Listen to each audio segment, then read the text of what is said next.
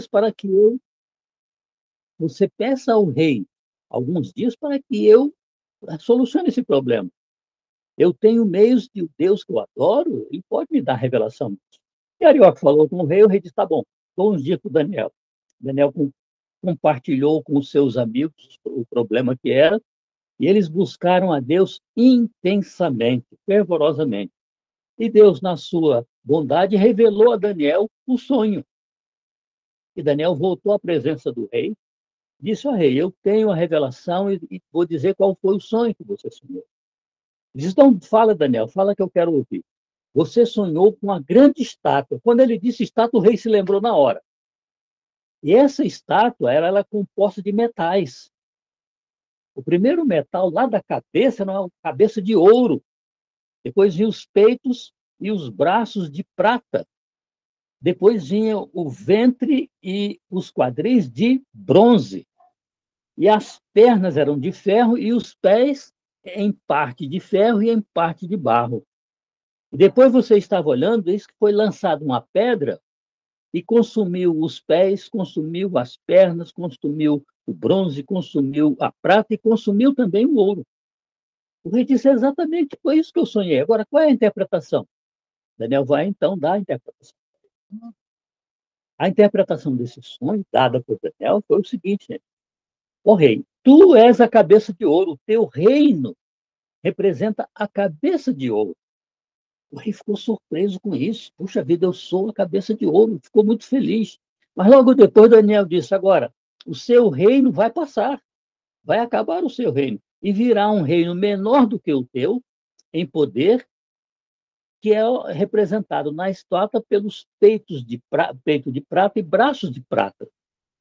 Esse reino virá e vai substituir o seu reino. E depois virá um terceiro reino, que é o ventre, né? O ventre e o quadril de bronze. Eu mandei até para vocês uma foto, uma imagem da estátua.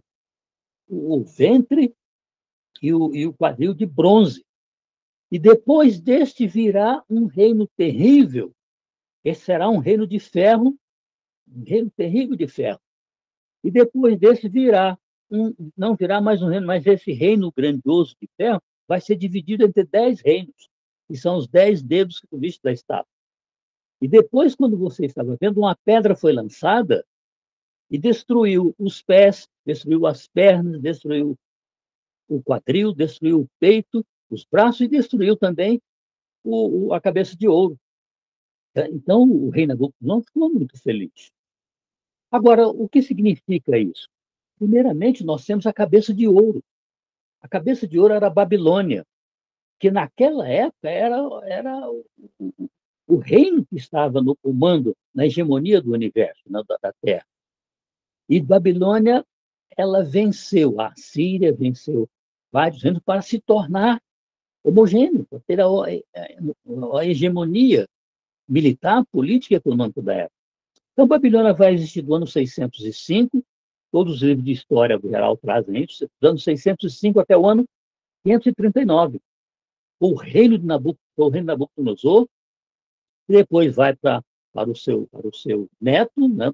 Primeiro vai para o Nabucodonosor, depois vai para o Belsazar, e termina em 539 com a ascensão da Medo-Pérsia. A Medo-Pérsia, gente, toma a Babilônia naquela noite que nós vimos que o rei Belsazar estava dando uma festa enorme, e houve uma mão que começou a escrever na parede, e ele não sabia, ficou muito confuso na festa, com 1000 convidados. Então, Daniel foi chamado para decifrar aquilo. E Daniel decifra para o rei Belsazar, neto de Nabucodonosor. Diz, o teu reino passou, você está bebendo vinho nos vasos sagrados que você tirou lá do reino, lá de Babilônia. Então, naquela mesma noite, né, Dario III desviou o rio Eufrates e entrou e tomou o reino de Babilônia. E aí começa, então, o reino Medo-Persa. Medo-Persa eles vão reinar de 539, o ano que eles tomaram Babilônia, até o ano 331. No ano 331, antes um pouco, por volta do ano, né, outro ano 450, levanta-se um grande império chamado Macedônico, e ali tem o Filipe II, que o filho dele é Alexandre o Grande. Então, o Império Grego vai ter uma ascendência enorme com Alexandre. Alexandre começa a reinar aos 20 anos, que seu pai foi morto, foi assassinado. Com 20 anos, ele começa a reinar, e em 12 anos, ele toma todo mundo conhecido da época. Então, é uma velocidade enorme de conquista. Ele chorou porque não havia mais mundo para conquistar. Ele vai reinar o Império Grego do ano 331, que venceu o Império Persa, até o ano 168. Ora, no ano 190, levanta-se uma grande potência chamada Roma. Essa potência é que vai vencer os gregos no 168, na Batalha de Pydna, vence esse reino e se torna a hegemonia, o maior império que se já viu no mundo inteiro, no mundo antigo, dominando todas as nações da época, dominando as nações do Mediterrâneo, do norte da África, na Europa, na Ásia, dominando todo o mundo da época. Esse era as pernas de ferro que ele viu na estátua. E, finalmente, nós temos que a estátua, os 10 dedos da estátua, significam os 10 povos bárbaros. Eu mandei para vocês hoje o nome dos povos bárbaros que invadiram Roma a partir do quarto século, e em 476, ou seja, na segunda metade do quinto século, essas tribos bárbaras vão dominar completamente o Império Romano, e ele se acaba em 476. Agora, essa pedra que o rei viu, foi lançada sem mãos, representa o reino eterno de Cristo, que vai finalmente chegar e vai derrubar todos esses impérios. Daniel diz que no dia desses reis, ou seja, no dia dos 10 reis que formaram a Europa Ocidental, esses 10 dedos da estátua, os povos bárbaros, eles deram origem à Europa Ocidental de hoje. E nos dias desses reis, diz Daniel, né, uma pedra lançada, então é o reino de Cristo que será um reino eterno. Então, resumidamente, foi isso aqui que nós estudamos na semana passada. A cabeça de ouro, que é Babilônia, depois temos o peito de prata e os braços de prata, que representam Medo-Persa, que venceu o reino de Babilônia. Depois nós temos os quadris e os ventres de bronze, que é o Império Grego, que venceu o Império Medo-Persa. E depois nós temos as pernas de ferro, que representam Roma, que venceu o Império Grego a partir da Batalha de Pydna em 168. Depois nós temos os 10 dedos da estátua, que são os 10 reinos que vieram do norte da Europa, dominaram Roma, e em 476 eles depõem Rômulo Augusto, o último imperador, e tomam a força militar Roma, né? E Roma, então, vai deixar de existir de forma política e militar. Ela vai continuar existindo como na parte religiosa. Então, gente, dado esse instrumental teórico, nós vamos entrar hoje no capítulo 7 de Daniel. É um capítulo extremamente interessante, porque ele amplia a visão que Daniel teve lá no capítulo 2. Então, Daniel, as profecias elas vão se ampliando, né? Vão ampliando umas às outras. E Daniel 7 vai ampliar, de uma forma bem grandiosa, o que nós estudamos na semana passada. Eu gostaria que vocês pegassem a Bíblia de vocês, que hoje vamos utilizar muito a Bíblia para nós podermos ler o que foi que Daniel viu e o que representam esses animais que Daniel... Então, no Daniel 7, no capítulo 7, no verso 1, nós lemos assim, que temos que ler e ir interpretando isso aí à luz da profecia. No primeiro ano de Belsazar foi aquele cujo reino foi tomado pelos medos e persas. No primeiro ano do rei Belsazar, rei de Babilônia, teve Daniel um sonho e visões ante seus olhos quando estava no seu leito. E ele escreveu logo essas visões de todas as coisas. Então vamos ver o que ele viu, gente. Falou Daniel e disse: eu estava olhando durante a minha visão da noite, e eis que os 4 ventos do céu agitavam o grande mar. Vamos entender isso aqui à luz da profecia. Olha, ele diz que, eis que os quatro ventos do céu. Gente, os quatro ventos, o que é vento em profecia? Eu mandei para vocês um catálogo de significados de simbologia da profecia. Ventos em profecia significa lutas, guerras, conflitos, né? entre, entre o povo que habitava na época. Então, ventos são conflitos, guerras e lutas entre as nações. Então, vejamos aqui, ele viu os quatro ventos, ou seja, nos quatro pontos cardeais do mundo conhecido da época, que era o mundo mediterrâneo, né? Norte, sul, leste, oeste, havia ventos, havia conflitos, estava havendo guerras entre o povo na época de Daniel. Agora, eles agitavam o grande mar. Gente, o que é mar? Água em profecia. São nações, tribos, línguas e povos. O que ele quis dizer aqui que nos quadrantes da Terra estava havendo muita guerra, muita luta, muita batalha entre as nações no grande mar. O grande mar é o Mediterrâneo. Nas Bíblias, até 1970, naqueles mapas que vinham atrás da Bíblia, vinha ali o grande mar, não vinha escrito Mediterrâneo. Eu tenho uma Bíblia antiga aqui, da década de 40, e eu tenho lá o mapa dizendo grande mar. Então, o grande mar, para ele, Daniel, na época dele, era, para hoje, nós, o Mediterrâneo. Significa que, ao longo do Mediterrâneo, quer no Mediterrâneo Oriental, quer no Mediterrâneo Ocidental, as nações que habitavam o mar Mediterrâneo estavam em guerra. Ventos são guerras e água são povos, nações. Então, as nações, ao longo do Mediterrâneo, no norte e no sul do Mediterrâneo, estavam, naquela época de Daniel, estavam em guerra. E que nações havia naquela época? Né? Havia a própria Babilônia, havia a Assíria. Babilônia e a Síria guerrearam muito até que, finalmente, a Babilônia conseguiu vencer completamente os assírios. E havia outras nações, os medos e persas se iniciando. Muitas nações naquela época estavam em guerra tentando a supremacia. Vamos, então, continuar.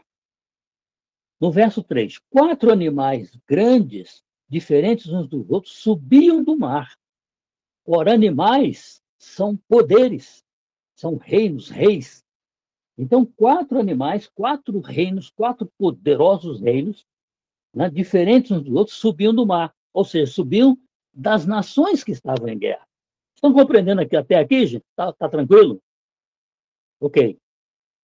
Então, ele viu primeiro as nações em guerra, viu os povos em guerra e viu que eles estavam subindo do mar, ou seja, os animais, os poderes habitavam ao redor do mar, do grande mar, que é o Mediterrâneo. Então, já sabemos.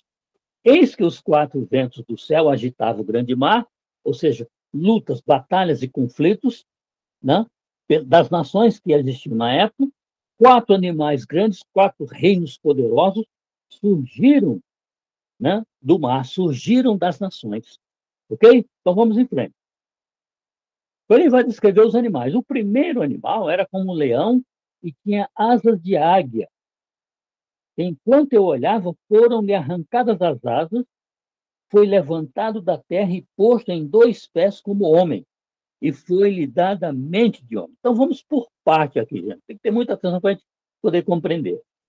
O primeiro era como um leão, tinha asas de águia. Gente, o maior símbolo de Babilônia, inclusive tem até hoje lá no Museu Britânico, era o leão com asas de águia. Eu tenho até aqui estava estudando o Daniel, aqui é o símbolo de Babilônia, um leão. E Daniel, no sonho dele, ele viu um leão com asas de águia. As asas significam a velocidade com que Nabucodonosor e também os seus descendentes conquistaram o mundo da época. Uma velocidade incrível. O pai dele, Nabucodonosor, já estava combatendo e ganhando muito terreno bélico. Nabucodonosor combateu os assírios e ganhou os assírios. Depois ele aproxima, ele espalha o seu poder em toda a região daquela época. Então, as asas que estavam no leão eram asas de águia. E o leão era um animal forte, é o rei dos animais. O que era na época Nabucodonosor, o que era na época Belsazar. Eles eram realmente um grande império, né? Um grande império. Então, ele estava olhando e as asas foram arrancadas. Gente, no capítulo, vocês voltarem um pouquinho a Bíblia, no capítulo 4, nós vamos ter aqui no verso 32, Daniel diz assim para Nabucodonosor, no segundo sonho que Nabucodonosor teve: ó rei, tu serás expulso de entre os homens, e a tua morada será com os animais do campo. Nabucodonosor desafiou a Deus. E Daniel, quando ele teve um sonho de uma grande árvore, Daniel vai dizer para ele no verso 32: tu serás expulso de entre os homens, e a tua morada será com os animais do campo. E você vai comer ervas como os bois, e passar-se-ão 7 tempos, ou seja, 7 anos. Gente, se vocês lerem o capítulo 4, vocês vão ver que Nabucodonosor, ele, porque enfrentou o Senhor, Deus retirou o trono dele. Deus retirou dele o trono. E ele foi viver com animais. Ele foi viver no campo, cresceu pelo. Quando ele reconhece finalmente que Deus é Deus, então ele retorna ao trono. Vamos ver o que está escrito lá em Daniel 7, no capítulo 7, no verso que acabamos de ler aqui, verso 4. O primeiro era como um leão que tinha as asas de águia. Enquanto elas foram-lhe arrancadas as asas, ou seja, o seu poder, a sua velocidade de conquistar, foi arrancada dele e ele foi morar com os animais no campo. Por 7 anos ele foi morar no campo, até que ele reconhecesse que o Senhor era o Senhor. Então veja no capítulo 4 agora, no verso 34, depois de 7 anos, mas no fim daqueles dias, eu, Nabucodonosor, levantei os olhos ao céu, tornou-me a vir o entendimento, como Daniel havia previsto aqui, ó, no verso 4, lá do Daniel 7, lhe foi dado uma mente de homem, desculpa aqui, foi levantado da terra, ou seja, ele deixou de ser animal, e posto em 2 pés como homem, ele voltou a ser o monarca. Ele reconheceu o Deus do céu. Quando ele reconhece, lá em 4:34, mas no fim daqueles dias, eu, Nabucodonosor, levantei os olhos ao céu. Tornou-me a vir o entendimento, e eu bendisse ao Santo do Altíssimo e louvei e glorifiquei ao que vive para sempre, cujo domínio é eterno. Ou seja, ele reconheceu que o Deus de Daniel era o Deus de todas as coisas, era o Deus eterno, e que ele, Nabucodonosor, não era eterno como ele queria ser. Então, são arrancadas as asas dele, arrancou o seu poder, e ele foi morar com os animais durante 7 anos. Agora vamos ver o segundo animal que ele vê. Naturalmente, gente, esse leão das asas de águia representa a cabeça de ouro lá da estátua que nós vimos semana passada. Nabucodonosor vai representar em Daniel 2, na estátua, a cabeça de ouro, que vai ter o domínio do mundo entre 605 e 539 a.C. E ele, em Daniel 7, é o leão com asas de águia. Então, ele é o leão e ele é a cabeça de ouro. Vamos ver agora o segundo animal que Daniel viu. No verso 5, capítulo 7. Continuei olhando, e eis aqui um segundo animal semelhante a um urso, o qual se levantou sobre um dos seus lados. Na boca, entre os dentes, trazia 3 costelas, e diziam: levanta-te e devora muita carne. Então, o segundo animal que Daniel viu foi um urso enorme, e ele levantava um pouco de um lado, e ele trazia 3 costelas na boca. O que significa isso nos estudos históricos, né? O urso vai significar o peito e os braços de prata da estátua de Daniel 2, que era o Império Medo-Persa, que substituiu o reino do Império Babilônico. Vou repetir isso. O urso que Daniel vê no seu sonho vai representar o Império Medo-Persa. Os medos e os persas se uniram justamente para tomar o reino de Nabucodonosor, aliás, do seu neto, Belsazar. Os medos e os persas se uniram. E eles são representados por um urso. Ora, o urso é um animal das montanhas. O império, os medos e os persas viviam nas montanhas, naquela região que hoje é o Irã. E eles se uniram ali para vencer o Império Babilônico. Agora, nos é dito que ele levantou um pouco o lado. Inicialmente, a Média era mais forte do que a Pérsia.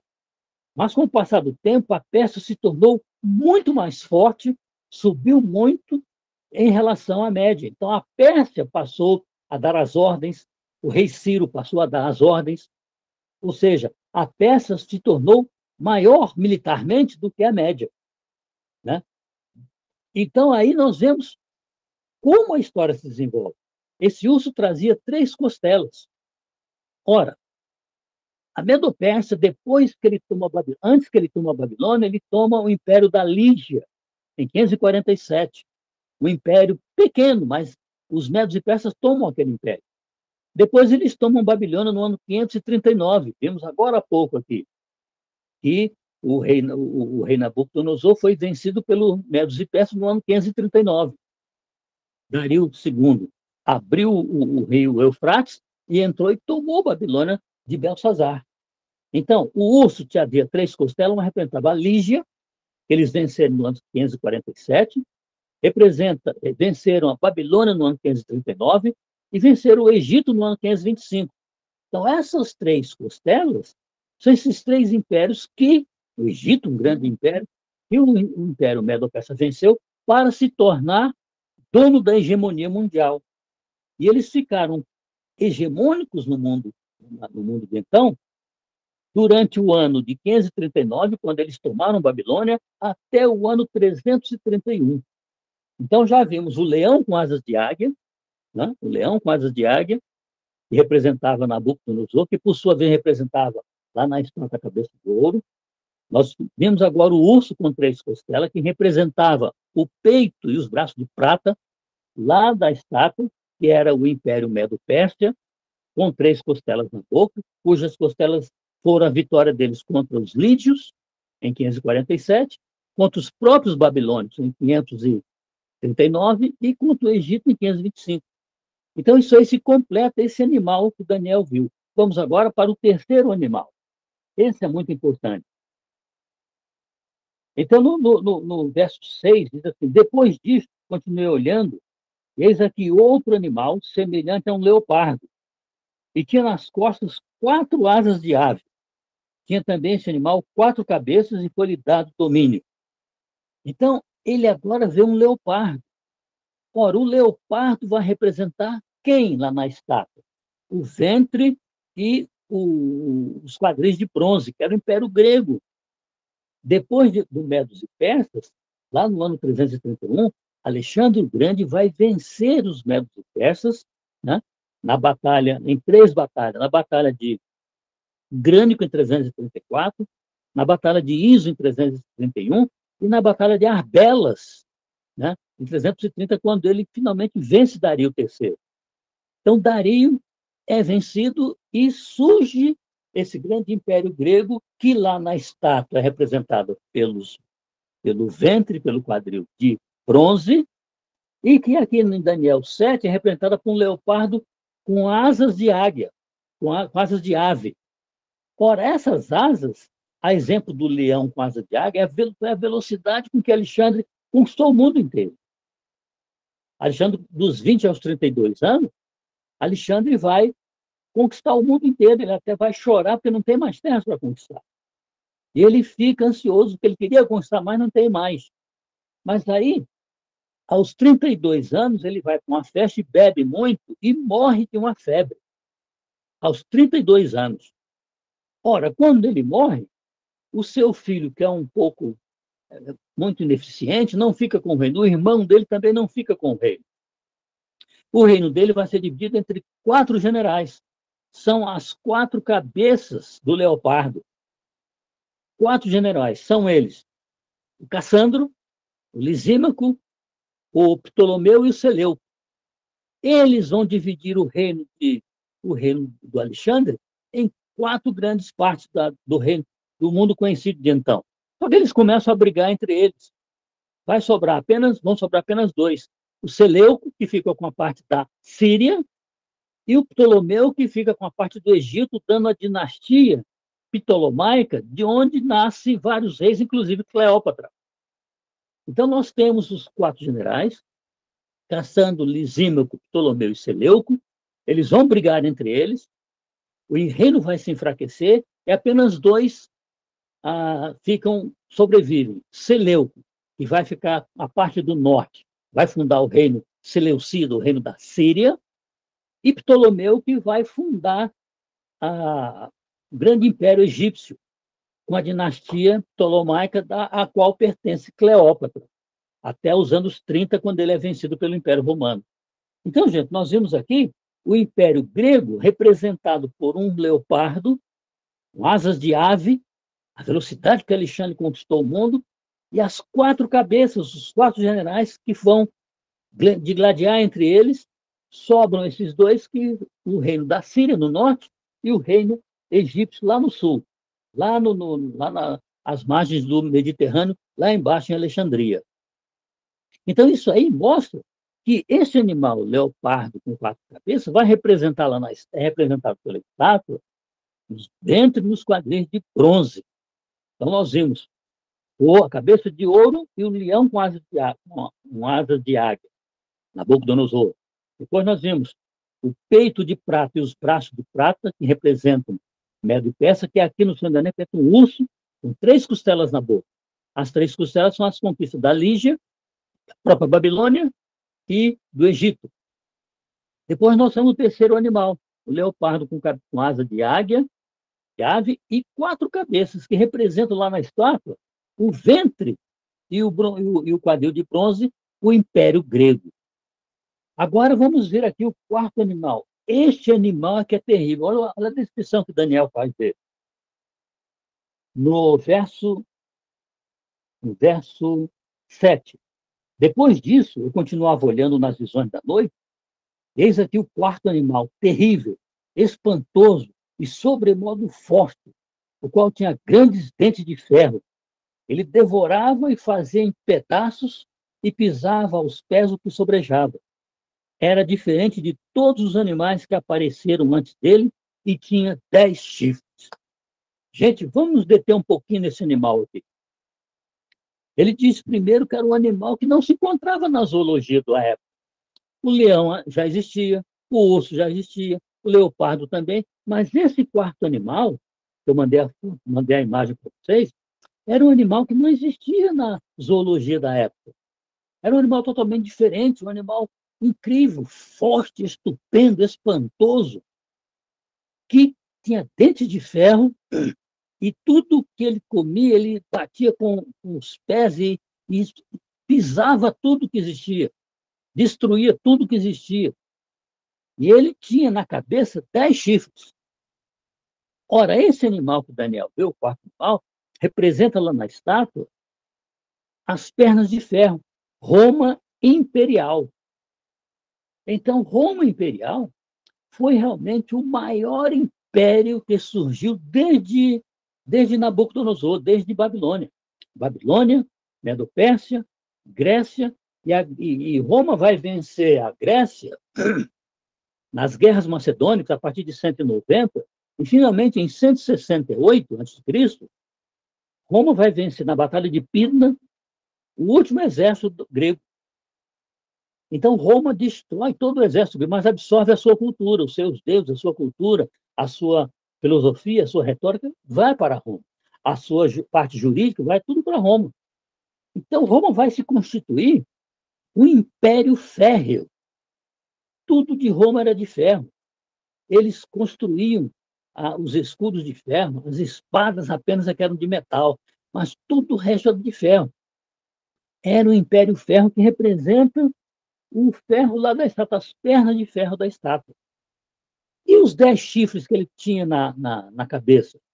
Esses 10 chifres vão representar os 10 dedos da estátua, que são os 10 povos bárbaros que vêm lá do norte da África, invadem o Império Romano a partir do 4º século, 350, 380, e no 5º século, a partir da primeira metade do 5º século, eles começam a invadir, vêm em massa, e finalmente em 476, no 5º século, eles depõem Rômulo Augusto, que era o último imperador, e tomam Roma militar, e politicamente. Eu mandei para vocês aí uma lista dos povos que desceram do norte da África e tomaram o Império Romano. São eles: os alemanos, que é a Alemanha; os francos, que é a França; os borguilhões são a Suíça; os suevos, Portugal; os visigodos, a Espanha; os anglo-saxões, a Grã-Bretanha; os lombardos, na Itália. Agora, vândalos, ostrogodos e éreos, vamos ver daqui a um pouquinho, eles foram dominados. Então, nós temos esses dois povos bárbaros, os 10 povos bárbaros, que vieram do norte da Europa, invadiram Roma e trucidaram tudo, acabaram com a política e com o Império Romano em 476. Ora, mas o que houve na realidade?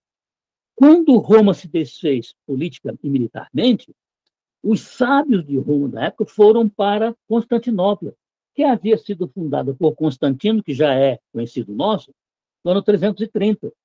Os sábios, grande parte dos políticos, do Senado romano, eles fugiram para Constantinopla, lá à margem do Mar Negro, que fora fundada a Roma, que seria a Roma Oriental. O que acabou foi a Roma Ocidental. A Roma Ocidental simplesmente acaba, mas a Roma Oriental ainda vai ficar mais 1000 anos. Ela é fundada em 330, e vai até o ano de 1453, quando ela é destruída pelo Império Otomano, Maomé. Então, gente, o que ocorre? Eles vão para lá. E lá em Constantinopla, eles vão fundar um reino forte como era aqui no Ocidente. Roma do Oriente vai ser tão forte quanto Roma do Ocidente. Tanto que eles vão durar 1000 anos.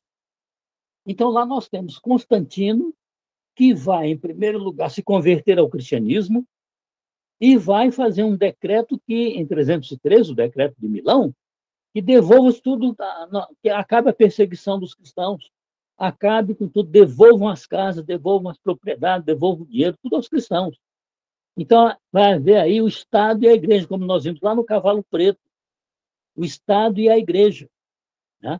Ou seja, lá em Roma Ocidental, que os povos bárbaros tomaram, fica apenas um poder, que é o poder religioso. O poder religioso é tão forte que eles vão cristianizar os povos bárbaros.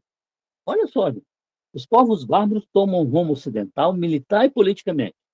Os políticos, o Senado e os grandes homens sábios vão para Constantinopla. Fica em Roma, a pena ocidental, a parte religiosa. A parte religiosa fica em Roma, através dos bispos, né? Os bispos estão mantendo, muito embora a igreja já contaminada, como os vimos lá nas 7 igrejas, nos cavalos, os 4 cavalos, a igreja contaminada com doutrinas de outras religiões, de outros credos. E os bárbaros se convertem, mas eles dizem que eles vão trazer, eles estão com as mulheres, estão com os ídolos, estão com o paganismo, com os seus costumes, e introduz isso na religião cristã.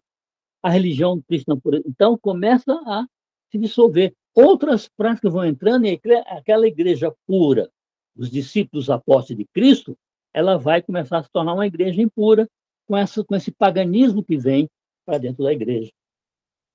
Foi quando, no ano 533, né, no ano 533, que o imperador Justiniano, lá do Oriente, ele vai emitir um decreto, nós já vimos isso aqui, de que o bispo de Roma seria o pai de todas as dioceses do império.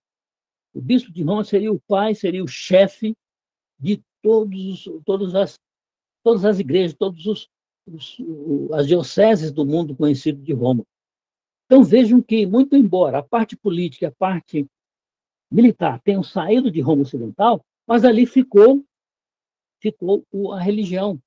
E o bispo de Roma vai, então, ser o pai, vai ser o chefe de todas as dioceses do império, como mandou o decreto do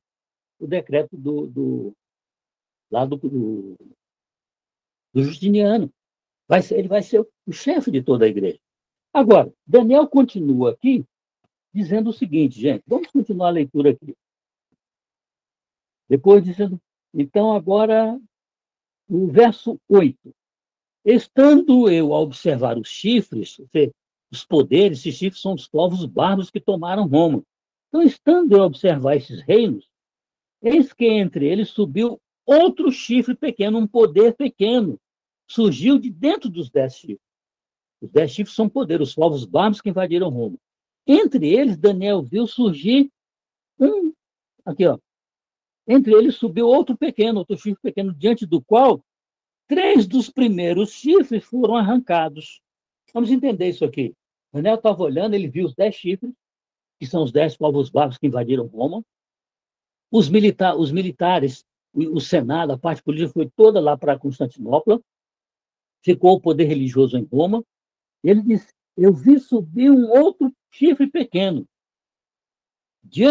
Dentro desses 10, ele viu subir um chifre pequeno, diante do qual 3 dos primeiros grandes chifres foram arrancados. Ele viu aquele chifre pequeno surgindo entre os 10 chifres, entre os 10 poderes. Vamos continuar a leitura.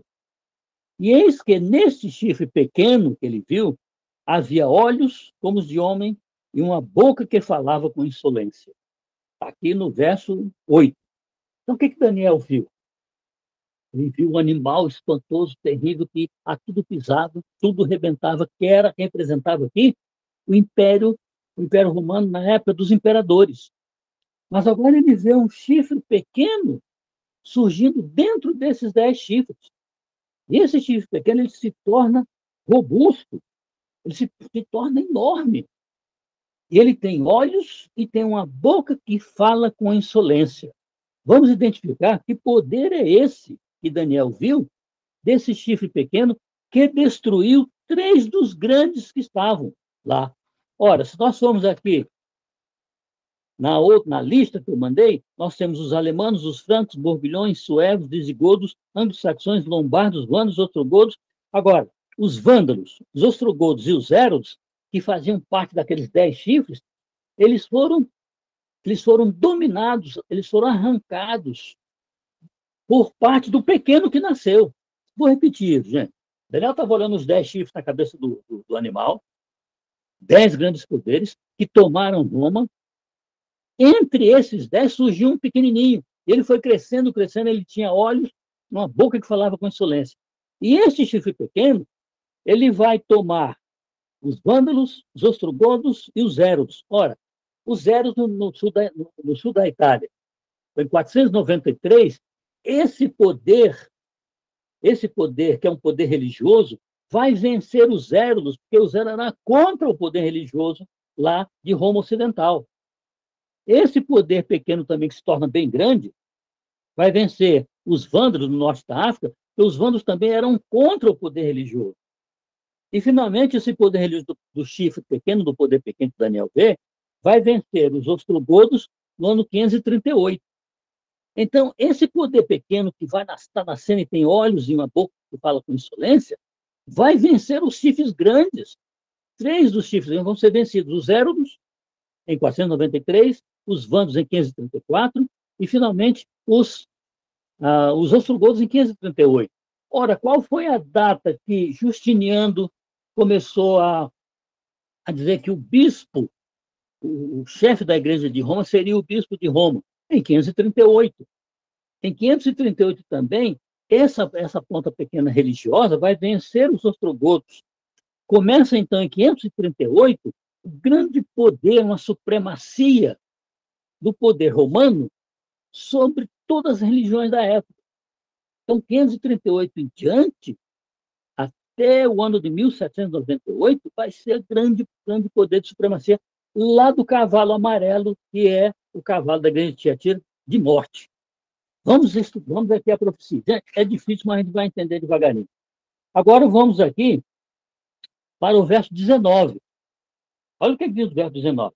Então, Daniel, tive desejo de conhecer a verdade a respeito do quarto animal. Ele ficou interessado, ele não se interessou muito pelos 3 primeiros, ele se interessou pelo quarto animal. Então, tive desejo de conhecer a verdade a respeito do quarto animal, que era diferente de todos os outros, muito terrível, cujos dentes eram de ferro, cujas unhas eram de bronze, e devorava, fazia em pedaços, pisava os pés do que sobejava. Essa era a Roma imperial, dos imperadores, que acabavam com tudo. Agora, Verso 20. E também ele quis saber a respeito dos 10 chifres que tinha na cabeça e o outro que subiu, diante do qual caíram 3. Ou seja, subiu um chifre pequeno, um poder pequeno, e cresceu muito, tinha olhos na boca e falava com insolência, e que esse chifre pequeno, ele se tornou tão grande que ele derrubou 3, os Érulos, os Vândalos e os Ostrogodos. Daquele chifre que tinha olhos de uma boca. Ele diz assim, e também, verso 20, a respeito dos 10 chifres, que eram os 10 povos bárbaros que tinha na cabeça, e do outro que subiu, diante do qual caíram 3. Daquele chifre que tinha olhos e uma boca que falava com insolência. E parecia mais robusto do que os seus companheiros. Esse chifre pequeno, ele cresce de tal ordem que vai arrancar, vai vencer os outros 3 que eram contra ele e vai continuar crescendo, como ele está dizendo aqui. Então, o verso 21, eu olhava e eis que esse chifre, o pequeno, fazia guerra contra os santos e prevalecia contra eles. Então, esse chifre pequeno, ele vai fazer guerra contra os santos. Quem eram os santos? Eram aqueles que rejeitaram o decreto de Constantino, de março de 321, que ele obrigava todos a guardarem o domingo. O decreto de Constantino foi o primeiro decreto dominical que tem história, deve estar para sair daqui a pouco. Ele decretou, ele se converteu ao cristianismo no ano 313, liberou os bens dos cristãos, acabou com as perseguições, mas no ano 321, ele vai decretar o domingo como dia de guarda para todo o império. Ora, aqueles que vinham guardando a lei do Senhor, o sábado, né, não aceitaram isso. Então, ele lançou uma grande perseguição contra essas pessoas, uma perseguição cruel contra eles, e lançou também um decreto de morte contra esse povo. Agora, nós estamos vendo aqui que o chifre pequeno, ele vai crescer de uma forma grandiosa. Então, no verso 21, que eu estava falando aqui, eu olhava e eis que o chifre fazia guerra contra os santos, prevalecia contra eles.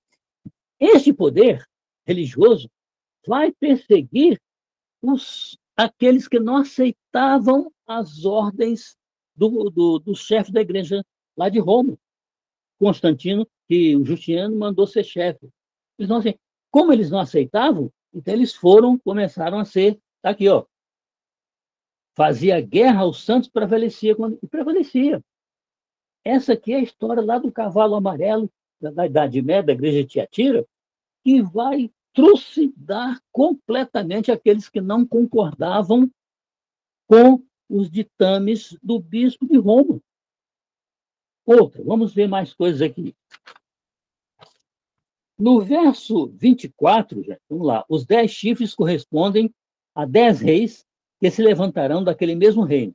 E depois dele se levantará outro, o qual será diferente dos primeiros, e abaterá 3 reis. Já vimos isso. No verso 20, verso 20 agora, lá em cima.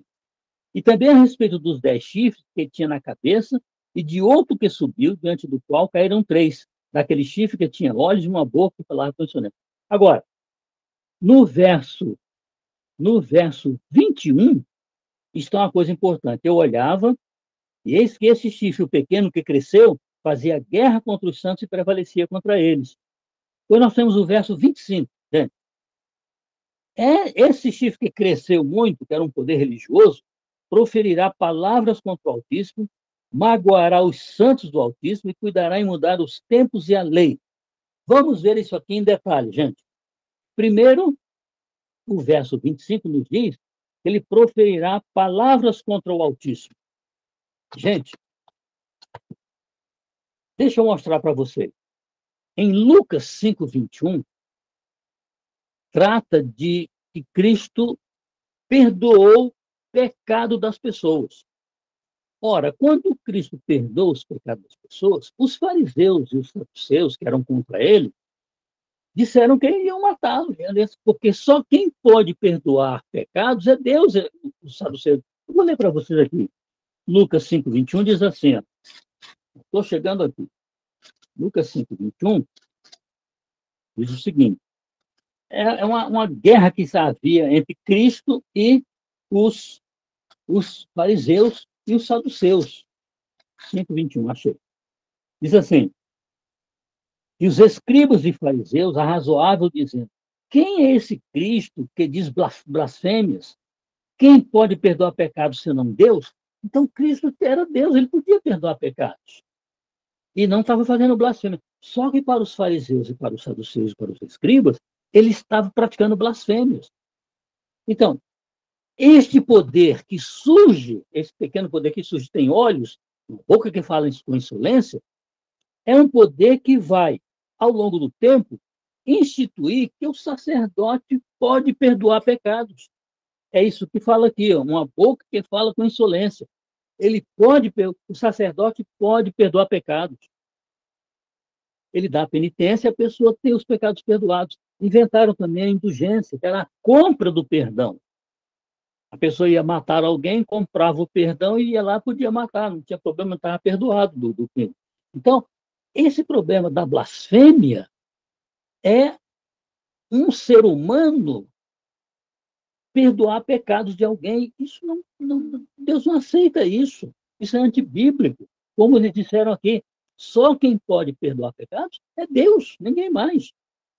Muito embora haja autoridade, mas ele não está autorizado por Deus para perdoar pecados. Um outro lance que tem aqui é João 10:33, que eu gostaria de ler para vocês também. João 10:33 diz assim, rapidinho, gente. Que horas tem? 10:33 diz assim, de João. 10:33, está aqui.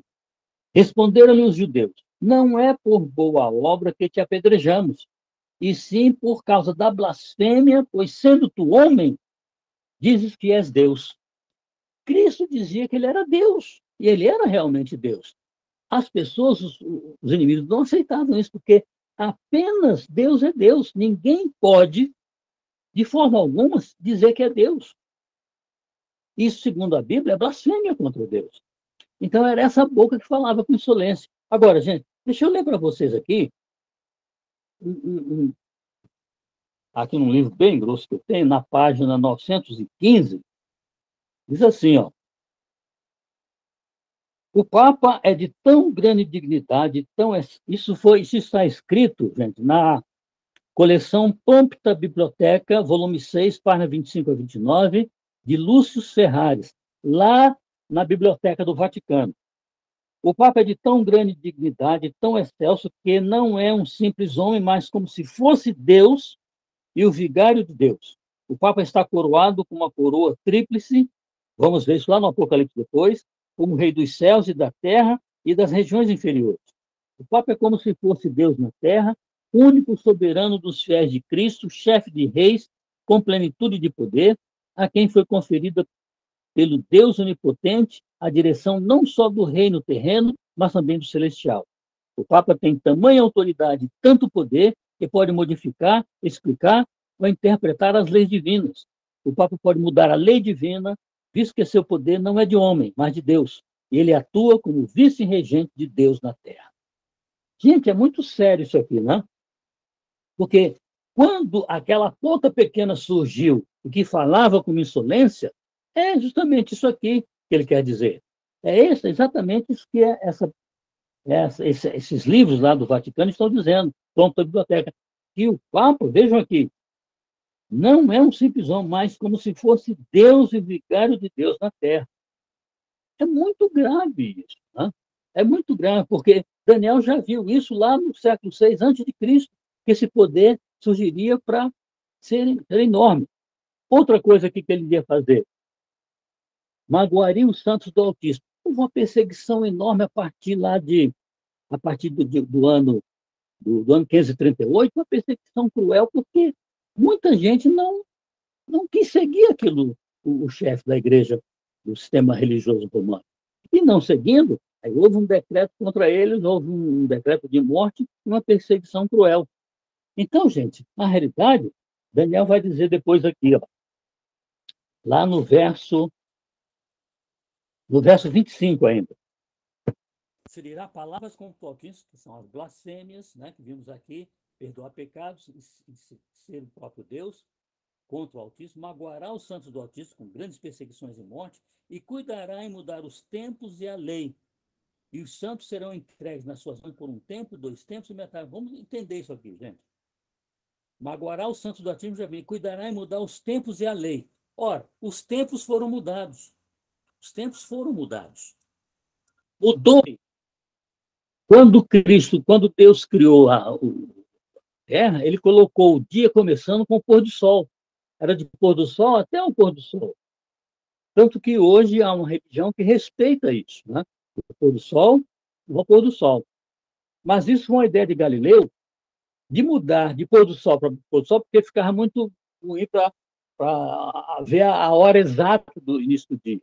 O dia, como você sabe, tem 2 partes, uma escura e uma clara. A parte escura é a noite. O dia começa com a parte escura, no pôr do sol. Por exemplo, nós já estamos vivendo o dia de amanhã. A parte escura da agora que estamos vivendo já faz parte do dia. A parte final será a parte clara. Tem a parte escura primeiro, a parte clara depois. O pôr do sol até pôr do sol. Só que Galileu teve uma ideia de mudar isso para meia-noite a meia-noite. E Galileu, como a igreja era a autoridade, ele apresentou e a igreja aceitou. Então, o Papa, se não me engano, Leão X, mudou de pôr do sol a pôr do sol para meia-noite a meia-noite. Hoje nós temos um regime que o dia não começa à meia-noite, o dia começa quando começa a escurecer, né? A parte escura e a parte clara. Então, essa foi a parte dos... Ele mudaria, como diz aqui, mudaria os tempos e a lei. Então, os tempos agora e a lei. Eu tenho aqui os 10 mandamentos de Deus e os 10 mandamentos do sistema religioso romano. Vejam bem, o primeiro diz, vamos falar o segundo mandamento, não farás para ti imagem de escultura, nem as adorarás, nem curvarás a ela. Isso é um mandamento de Deus dado a Moisés lá no Sinai, uma lei eterna que não pode ser mudada. Então, Mateus 5,17 diz, nem um jota nem um tio se omitirá da lei até que tudo seja cumprido. Não se pode tirar nada da lei. E o sistema religioso romano tirou esse mandamento, não farás para ti o segundo mandamento, a imagem de escultura, nem as servirás, nem as adorarás. E colocou em seu lugar, no catecismo, não tomar seu santo nome em vão. Gente, aqui diz, não pode se mudar, a lei de Deus é eterna, é imutável. Onde é que está isso aqui na Bíblia que pode mudar? Não, não existe, não tem. A gente apresenta dezenas de textos dizendo que a Bíblia, que a lei é eterna e que ela não pode ser mudada. Então, tiraram essa aqui e ficou com 9. Para completar 10, o sistema religioso romano pegou o 10º mandamento e dividiu em 2. Ficou não desejar a mulher do próximo, nem não cobiçar as coisas alheias. O 10º mandamento eles dividiram em 2, porque o 10º mandamento da lei de Deus é não cobiçarás a casa do teu próximo, não cobiçarás a mulher do teu próximo. Eles tiraram isso e puseram 2. Não desejar a mulher do próximo, nem cobiçar as coisas. Aí ficou normalmente 10. Ou seja, esta lei de Deus foi alterada. É o que Daniel diz aqui no verso 25. Tratará de mudar os tempos e tratará de mudar a lei. Mudaram a lei de Deus quando isso realmente não está na parte dele. Agora, uma coisa, gente. Notem isso aqui. Os crentes, os fiéis, os santos, seriam entregues nas mãos por um tempo, 2 tempos e metade de um tempo. Olha que coisa interessante que eu vou dizer para vocês agora. Então, Daniel disse na profecia que eles seriam entregues nas mãos dessa ponta pequena, desse poder que tinha óleo e falava com insolência, e que queria ser Deus e que blasfemava. Eles, o povo que não concordava, foi entregue nas mãos dele por um tempo, 1 ano, 2 tempos, 2 anos e meio tempo, ou seja, 3 anos e meio. O povo que não aceitava as regras do sistema religioso romano foi entregue na mão do poder pequeno por um tempo, 2 tempos, metade de um tempo, ou seja, 1 ano, 2 anos, 3 anos e meio. Ora, convertendo isso em meses, vai dar 42 meses. E convertendo em dias, vai dar 1.260 dias. Como eu já falei para você, lá em Ezequiel 4:7, diz que um dia para a profecia é considerado como se fosse 1 ano. Então, 1.260 dias, convertidos a anos, serão 1.260 anos. Nós temos que saber quando é que começa esse período. Esse período começa, como já disse, no ano 538, quando Virgílio é o primeiro papa que vai se empossar na parte religiosa e na parte política. Nós tínhamos Leão I em 440, que ele foi oficialmente dado como papa, mas o papado vem desde o primeiro século. Mas em 440, no século V, Papa Leão I é empossado como papa oficialmente no sistema. Em 538, com ordem de Justiniano, ele manda que que o bispo não seja o papa de todas as dioceses. Em 538 começa com Virgílio I, o papado com poder religioso e político. Então ele está oficializado, está no poder religioso e está agora no poder político, poder temporal. Então 538 é a marca. E ele também, em 538, ele finalmente expulsa os ostrogodos que eram encontrando daquele chifre grande, expulsa os ostrogodos. Então, em 538 é que começa essa data, que vai 1.260 anos, vai até 1798. Gente, o que acontece em 1798? O Papa é preso por ordem de Napoleão. Então, durante 1.260 anos, o povo que não concorda com as regras do sistema religioso romano, ele é perseguido durante 1.260 anos, ou seja, durante a Idade Média, lá do Cavalo Amarelo e lá da Igreja de Tiatira, que nós estudamos. Esse período é o período de matança. Nesse período se institui primeiro as cruzadas, depois se institui se institui a Santa Inquisição. O Papa Paulo III, ele institui a Inquisição, que era um sistema de acabar com todos aqueles que não seguissem o sistema religioso romano, e depois o Papa Gregório IV vai instituir as torturas. Está na história, só você botar ele no Google. Ele institui as torturas. Então, eles, além de serem perseguidos, agora são torturados e mortos naquelas câmeras terríveis da Inquisição, que teve até aqui no Brasil. Então, esses 1.260 anos, começando em 538, indo até o ano 1798, uma supremacia papal enorme contra aqueles que não aceitavam os ditames do sistema religioso romano. Em 1798, o Papa é preso por ordem de Napoleão. Né? Berthier entra lá em Roma, prende o Papa e traz o Papa para a França. Ele fica preso na França. Então, 1798 é exatamente o período que termina os 1.260 anos de supremacia. Ele é preso, acaba o poder papal. Ele fica, em 1800, o Napoleão autoriza a volta do papado, mas ele fica como uma figura decorativa apenas. Não manda absolutamente nada contra o poder enorme que ele tinha durante os 1.260 anos. Vejam, a partir de 1798, a Igreja Romana perde o poder do Papa, ele fica preso, perde as universidades católicas, não só na Europa, mas também em outros países, né? Perde todos os conventos, perde os conventos, perde os grandes bens, perde dinheiro e perde as terras. É uma perda completa para a Igreja Católica, por causa do novo neoliberalismo. Agora, em 1870, 1869, 1870, tem o primeiro Concílio Vaticano I. Ali, eles se reúnem, o Papa ainda está como uma figura decorativa desde 1798, eles se reúnem e conclamam o Papa como sendo infalível. O Papa é infalível. Queriam até naquela oportunidade dizer que ele era imortal, mas os papas têm morrido, então eles tiraram essa cláusula. Então ele declara a infalibilidade do Papa. Eu tenho até aqui, nesse livrão grosso, o que eu gostaria de ler para vocês, a mudança mais audaciosa que tem a ver com o dia semanal da adoração, a Igreja Romana admite abertamente a responsabilidade de introduzir a adoração ao domingo, firmando que tem o direito de fazer tais mudanças. Mas a Igreja de Deus, isto é, a Igreja Romana, isso está inscrito no The Council of Trent, o Concílio de Trento, do ano de 1543 a 1563.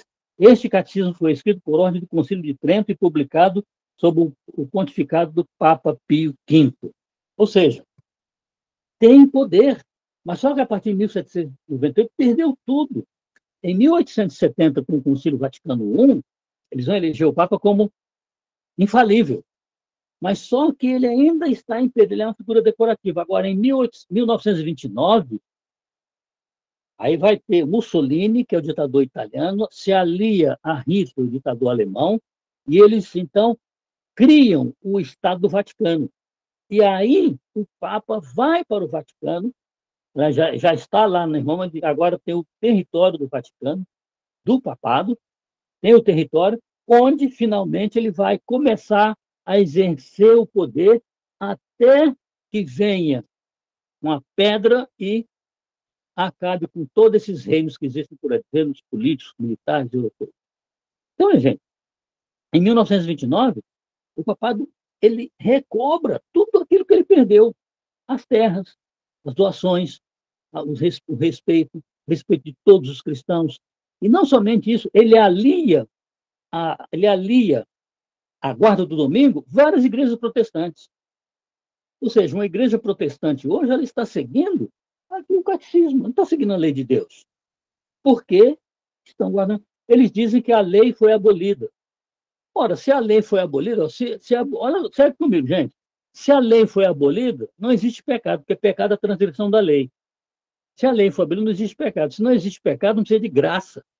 Se não existe graça, não tem o Calvário, não tem a morte de Cristo.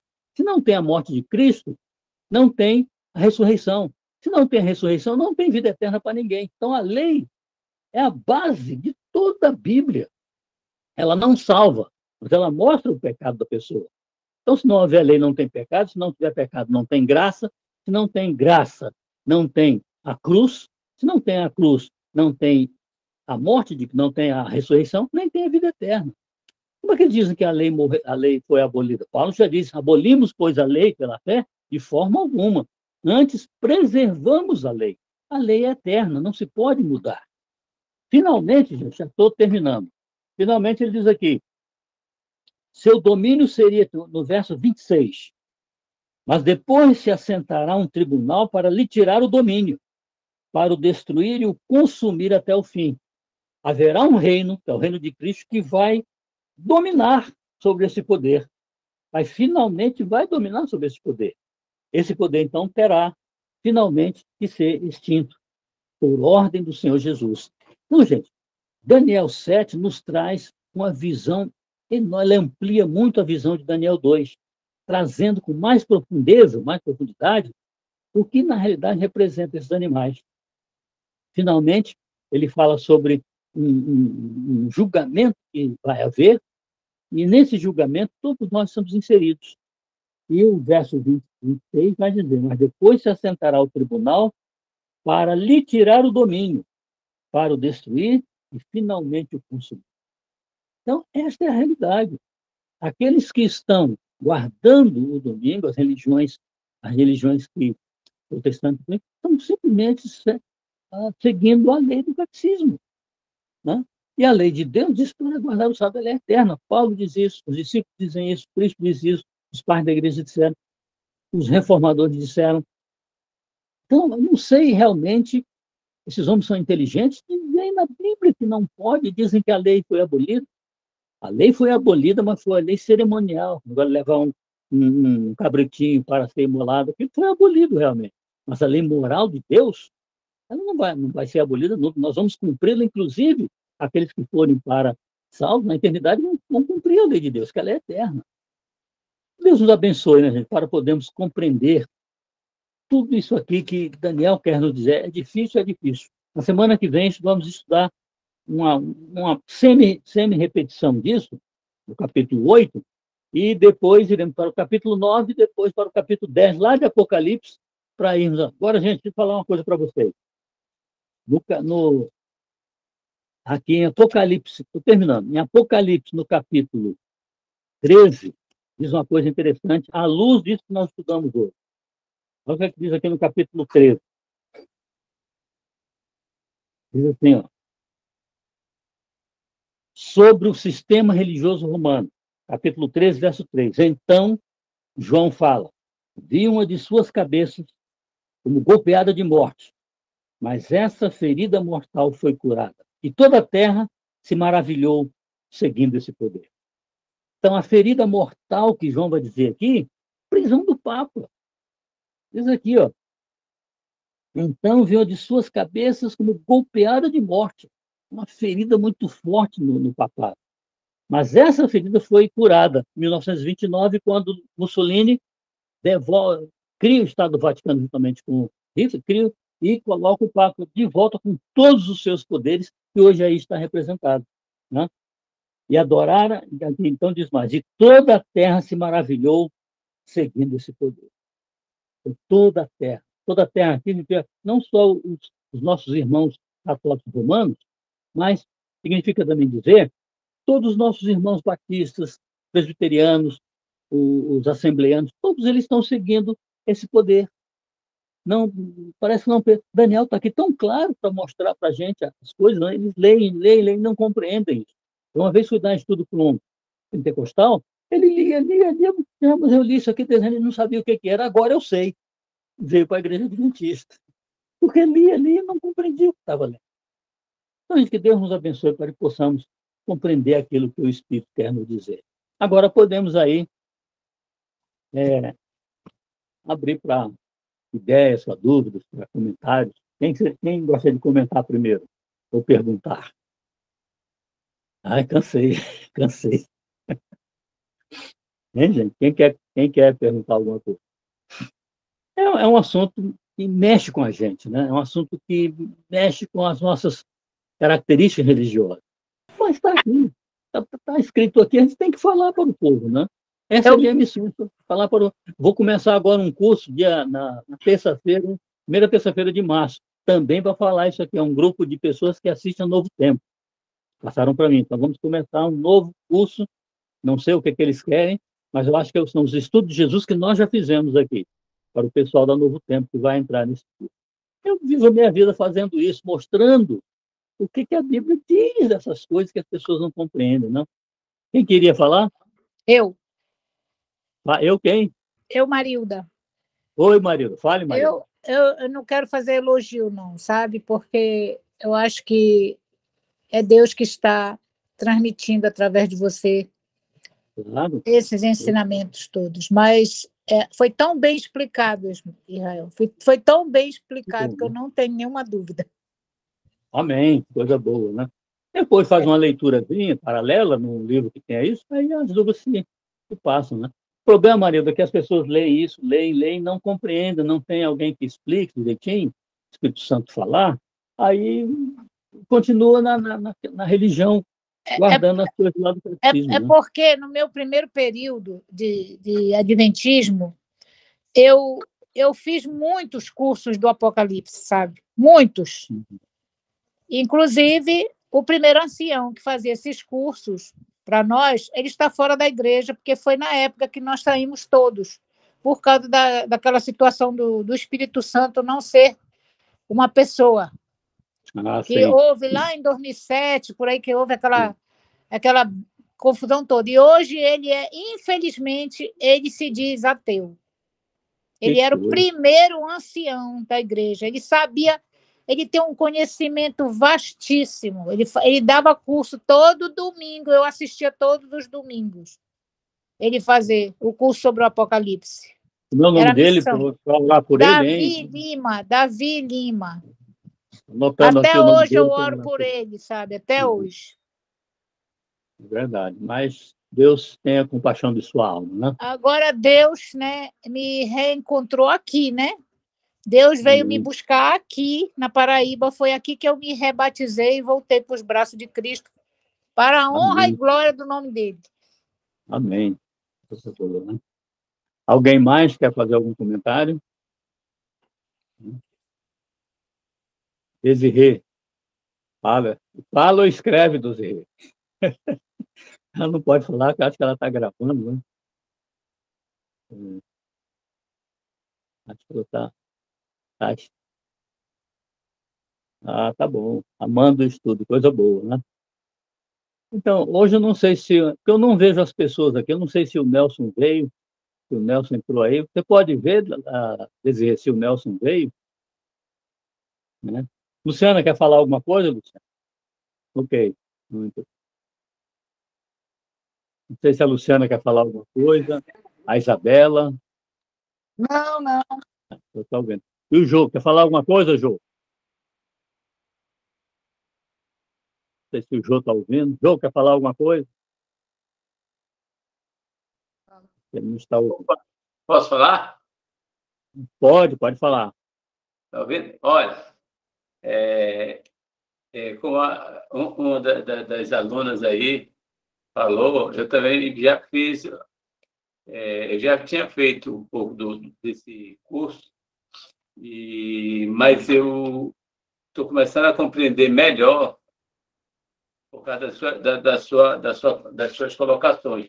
Inclusive, eu até sugiro aos outros que eu fiz isso na semana passada. Pegue o curso, que vai estar liberado o link, assista de novo a aula, pausando e acompanhando com a Bíblia e fazendo anotações. A gente aprende muito mais. Porque é uma revisão que faz, né, Jô? Isso, a gente faz. Esse paralelo que tem entre o capítulo 2 de Daniel com o capítulo 7, ele também tem uma relação com o capítulo 13 de Apocalipse, não é isso? Isso. Eu li até uma passagem de lá. Quando chegarmos no 13, a gente vai fazer uma referência também lá, Daniel 2 e Daniel 7. Que aí fica um estudo completo, né? Você entende por completo, né? Uhum. E como você falou, como você muito bem colocou, se ela puder, nos depois, se ela puder fazer uma revisão depois, e anotando, e lendo as passagens, né? Gente, olha, nós vamos ter aí o Grande Conflito, está chegando, o livro Grande Conflito está chegando, eu acho que no início de março. Então, nós vamos ter aqui o Grande Conflito para dar para vocês, né? Vamos ver se conseguimos aí, né? E esse livro explica detalhadamente tudo isso aqui que nós estudamos. Então, vamos conseguir para nós aí, lá da igreja, se der, né? Vamos tentar. E sobre esse curso que você estava falando, que vai dar agora em março, qual é o curso que vai fazer? Eu acho que o Ridley me falou, do departamento do pessoal, né, de evangelismo, ele me perguntou se eu poderia assumir uma classe de estudantes da Novo Tempo, pessoas que vêm a Novo Tempo, né? Assistem a Novo Tempo e estão procurando a igreja do Novo Tempo. Então, eu falei, eu posso fazer, eu vivo para isso, eu vivo para estudar e fazer essas coisas, né? Ele diz, vai ser mais ou menos umas 15 ou 20 pessoas, para começar na terça-feira, possivelmente a primeira terça-feira de março. Ele está ainda vendo as pessoas, visitando, né, para convidar. Então, se for, eu vou avisar que se vocês quiserem entrar também, não há problema nenhum. Mas nós já demos esse curso, que foi o ensino de Jesus, do pastor Arilton. Eu acho que a Desirê se lembra, não sei se a Isabela estava naquele curso, né? Mas algumas pessoas estavam naquele curso lá. Então, eu falo aqui quando for iniciar. Pois é, a Desirê estava, ela está confirmando aí. Então, minha gente, tá certo. Desirê, faz um print. Você pode fazer o print ou alguém faz? Ah, tá. A Isabela também estava, né? Pois é, um cursozinho bom. Faz umas 18 lições, se não me engano. Em dizer, tu pode fazer o print? Ah, já fez no início, tá bom. Tá. Vamos orar então, minha gente. Vamos orar para Deus nos abençoar e agradecer pelo estudo, pelos esclarecimentos que o Espírito Santo nos fez hoje, né? Vamos orar. Senhor nosso Deus, nós te agradecemos imensamente porque tu elucidas gente, grandes mentes para estudar a tua palavra, como foram aqueles homens da década de 40, década de 50, passaram horas e horas estudando a tua palavra, também no século XIX, com Guilherme Miller, passavam horas, dias, meses estudando a tua palavra, para hoje termos essas explicações em nossa vida. Obrigado pela elucidação do Santo Espírito sobre nós. Ajuda a compreender e praticar aquilo que está aqui, porque somos teus seguidores. Dá-nos uma noite de paz, uma noite de bênçãos, e traga-nos de volta para estudarmos o capítulo 8 na próxima quinta-feira, para podermos conhecer mais a respeito do teu plano para os teus filhos. Em nome de Jesus, nós pedimos e agradecemos. Amém. Amém. Amém. Muito bom, meu. Boa Então, noite a todos. na quinta-feira temos o capítulo 8, tá bom? E dê uma olhada lá no capítulo 8, que vai elucidar bastante coisa. Uma boa noite para todos. Boa noite. Obrigado, mestre. Boa noite a todos. Fica com Deus. Deus abençoe. Boa noite. Obrigada. Boa noite.